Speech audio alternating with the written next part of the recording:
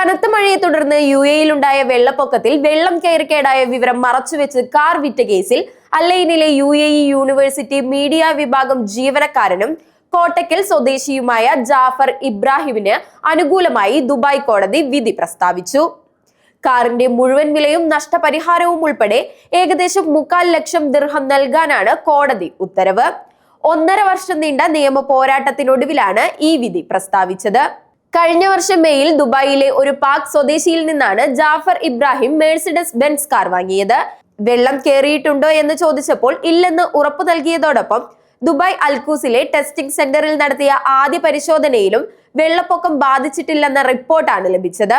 എന്നാൽ വാഹനം വാങ്ങി ദുബായിൽ നിന്ന് താമസ സ്ഥലമായ അല്ലൈനിലേക്കുള്ള ആദ്യ യാത്രയിൽ തന്നെ തകരാറുകൾ കണ്ടെത്തിയതിനെ തുടർന്ന് നടത്തിയ രണ്ടാമത്തെ പരിശോധനയിൽ വാഹനത്തിൽ വെള്ളം കയറിയിട്ടുണ്ടെന്ന് വ്യക്തമായി. തുടർന്ന് നിയമ നടപടികൾക്ക് ജാഫർ ശ്രമിച്ചപ്പോൾ പലരും നിരുത്സാഹപ്പെടുത്തിയെങ്കിലും ദുബായിലുള്ള സഹോദരന്റെ സഹായത്തോടെ കോടതിയെ സമീപിക്കുകയായിരുന്നു. ഇത്തരം തട്ടിപ്പുകൾക്ക് ഇരയാകുന്ന സാധാരണ പ്രവാസികൾക്ക് പ്രതീക്ഷ നൽകുന്നതാണ് ഈ കോടതി വിധിയെന്ന് ജാഫർ ഇബ്രാഹിം പറഞ്ഞു.